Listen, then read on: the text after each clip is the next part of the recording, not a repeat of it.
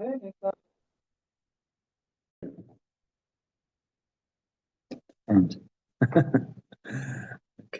Erev Tov, everyone. So we started discussing last night this question, very interesting question that comes up about sending packages or ordering delivery when it's going to arrive on Shabbat or on Yom Tov. The truth is that this question is more relevant in Chutz La'aretz. It's very prevalent in Chutz La'aretz. Somebody was asked me last night if you have Amazon Prime, where it's at your door within 3 hours or something like that, and it's for the specific day. But nonetheless, an interesting question to discuss. This is, again, one of the advantages of living in a Jewish state. Whatever you may say or think about it, certain things, we take for granted. The Postal Service does not operate on Shabbat. Many would argue the Postal Service does not operate during the week either. That's another matter. In any event, what's that? That's true. In any event, last week we spoke about how careful we have to be when speaking about Eretz Yisrael. So we'll, anyway, okay. But the question here that it was posed, again, this is from the new volume of Living the Halachic Process. The question that was asked was, I often send packages of UPS, but may I have UPS to a pickup on Shabbat or Yom Tov if all the arrangements are completed before Shabbat and they take the package without my involvement? Right? That much is clear. To make the phone call, to sign the documents or whatever, that you cannot do on Shabbat. The question is if it's arranged beforehand. So really there are a number of simanim in Shulchan Aruch that are relevant to this discussion. Probably the most relevant is based on the Gemara Masechet Shabbat Daf Yutet talks about sending letters on Shabbat, right? You give a letter to a non-Jewish postman, and are they allowed to take it when they're going to deliver on Shabbat, or they're going to deliver? What if you give it to them just before Shabbat? So essentially, Shulchan Aruch says as follows. This is in Siman Reish Mem Zayin. Din einam yodim hamibiyim ktavim b'Shabbat. It's the title of the Siman about non-Jews bringing letters on Shabbat. So he says as follows, says the Shulchan Aruch. Sholech adam igeret b'yad eino yodi v'afilu be'erev Shabbatim chashecha. Says you can send, now again, this is going to be different from arranging a pickup to come from your house, but we'll get to that. But he says you can send a letter with or the question of asking for delivery to come. Right? Sholech adam igeret b'yad eino yodi v'afilu be'erev Shabbat. One can send a letter with a non-Jew even on Erev Shabbat close to dark, right, just before Shabbat comes in. But what's the condition? V'hu shekatzatz lo damim. And another condition, bilvad shelo yomar lo she'elech b'Shabbat. Okay, so we started to mention last night, when you're giving it, when this is being done, we are paying for the service, you're paying the non-Jewish deliveryman to go in to deliver the letter or to bring you the package or whatever it is.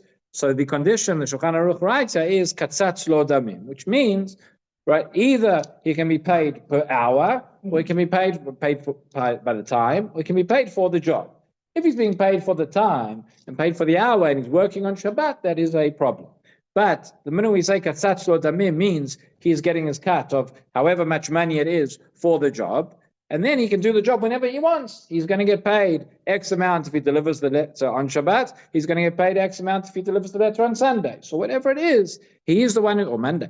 See, he's the one who's deciding when he's going to do it. He's doing it for his own sake. That's what's called adata de nafshe avid, because he's being paid for the job and he's being paid the same amount.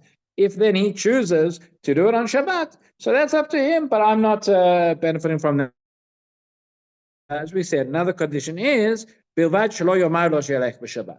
If you say, right, he's getting paid whatever he's getting, but I stipulated with him, here you go, you can do it whenever you want, but the package needs to arrive, it needs to arrive on Shabbat, or it needs to arrive by Saturday. So then obviously I'm telling him when to do it, and he's doing it for me, that it should be on Shabbat, and that is going to be problematic. Now the Mishnah Berurah writes here, this is not just the case if you told him you have to go on Saturday, but even if it says like this, Huadin, shelo yomar lo ra'eh shetei sham b'yom rishon or b'yom sheni. If you say to him, you can deliver it whenever you want, but it needs to get there by Sunday morning, right? Or it needs to get there by Monday. And the journey is such that means he's going to have to be traveling on Shabbat or on Saturday, in order to get there. So that would be a problem as well. And it's impossible that he can't go, that he can't get there unless he travels on Shabbat, right? Performing melacha. So that would be that's as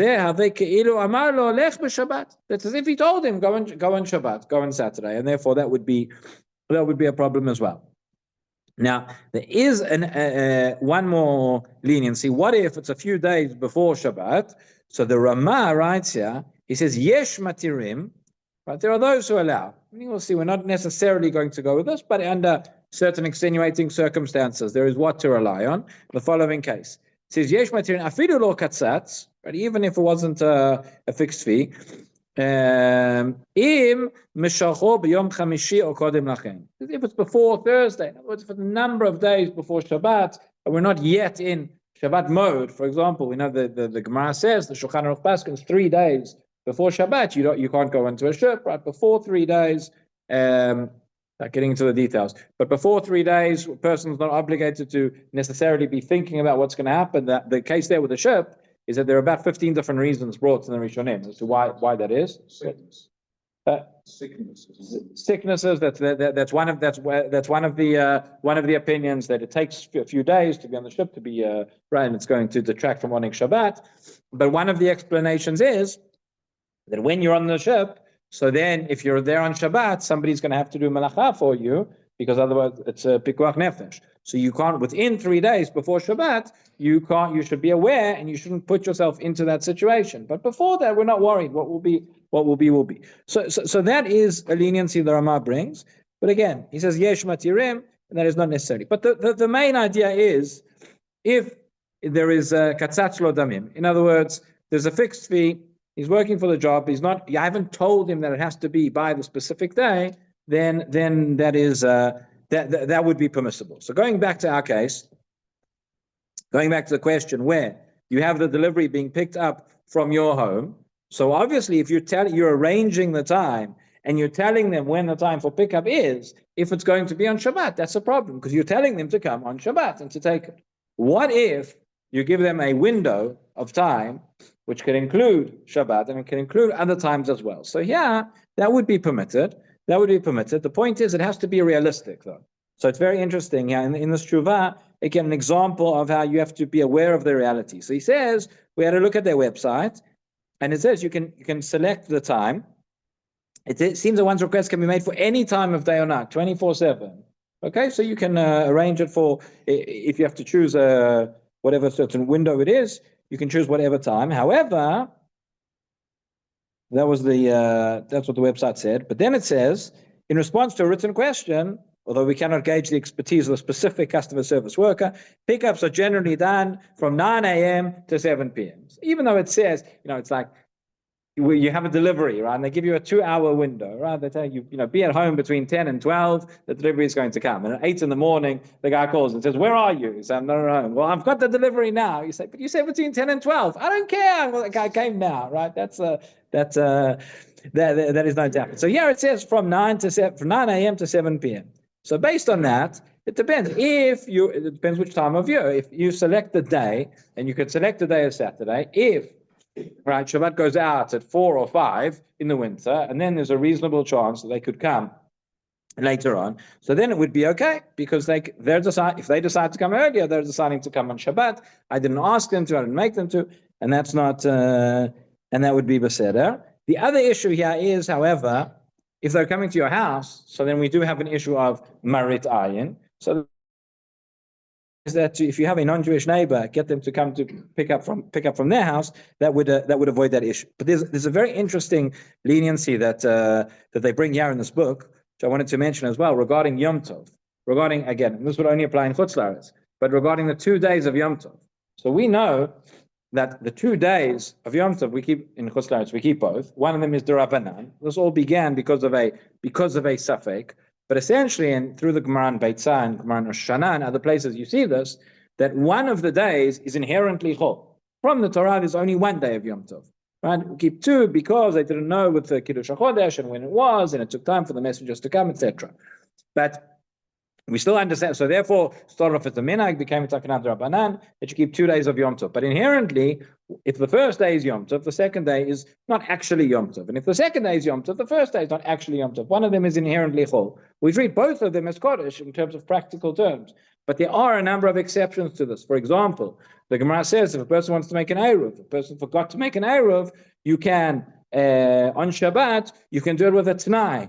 on each of the days. On the first day, you say if today's Kodesh, then I'm not doing anything. But if today's Chol, I'm making the Erev, and you do the same thing the next day, and then you can have the Erev. So here, the suggestion is, if I tell them to come, let's say we give them all day. The example he gives, so you give them all day and part of the night of Monday to come. So then, whenever they come, the pickup is going to be I'll read to you how he says like this. He says, for example, anytime Monday, including Monday evening, when Monday is the first day of Yom Tov, and Monday evening starts the second day, it seems this would be acceptable on any Yom Tov other than Rosh Hashanah, because we treat each day as a mutually exclusive doubt. In other words, practically we treat each day as Yom Tov, but fundamentally we consider only one day as holy. So if the first day is holy, the second day is not. And if the second day is holy, the first is not. Therefore, if you were to give UPS all day and part of Monday night to come, they have the opportunity to arrive at a time that is fundamentally chol. So that I thought was interesting, and it was quite a far-reaching heter in order to do this on Yom Tov. But as we said, there's also the Maritz Ayin issue that one has to worry about. Okay, what about? We have time to talk about this. We have 2 minutes left. What about the question, which is not if somebody's coming to pick it up from my house, but if I'm ordering a delivery, right? And this also happens in Chutz La'aretz, you order on Amazon, whatever, and they tell you sometimes it can be same-day delivery or 2 days delivery or within a week. Or if it's within a week, then they can deliver whenever they want. It's fine. But if it's a 1 day or 2 day delivery, it's going to let's say arrive on Shabbat. So would that be permitted? So I'll read you from Piskei Teshuvot. He gives here a summary. He says the following: the Shulchan Aruch and the Mishnah Berurah we already saw, and he says like this. He says, "Mikan nilmad לעניין חברת שליחויות פרטית אשר מתחייבים שם לכתב או החבילה תגיע לידה בזמן מסוים." If I order a delivery that's going to arrive by a certain day, שאם בלתי נמנע שיצטרכו לעבוד בשבת עקב כך, if that means they would have to work on Shabbat in order to do it, so then אסור לתת להם, אפילו עדיין זמן רב לפני כניסת השבת, שהוא אומר להם לעבוד בשבת. Even if I'm doing, obviously, I'm placing the order before Shabbat, I can't click on the order on the computer on Shabbat itself, but if I'm doing it in such a way that it has to arrive on Shabbat, well, they have to be traveling on Shabbat to make it arrive, so that would be problematic. ובכלל האיסור גם מכתבי אקספרס ומברקים, אשר מביאים לדואר בערב שבת, אשר אפילו בלי שומע להם. If I bring a letter, an express letter, and I bring it to the post before Shabbat, and I haven't specified when it has to arrive, but with such an express letter, it always has to arrive within 24 hours. So that would be the same problem. Now there is one interesting leniency that comes out of this, which is the following. He says here, בשעת הדחק, או מקום הפסד גדול, או דבר מצווה, אפשר להקל בזה, based on the following reason. The Mishnah Berurah, all that we're discussing is about Amira Lenochri. And I'm essentially telling, by placing the order, I'm telling the non-Jew to go and deliver the letter for me, to go and perform the melacha. But essentially, there are a number of people involved in this chain. Meaning, when I'm making the order, so whoever's processing the order is going to tell somebody else, or is going to pass it on down the road to the truck driver, to whoever.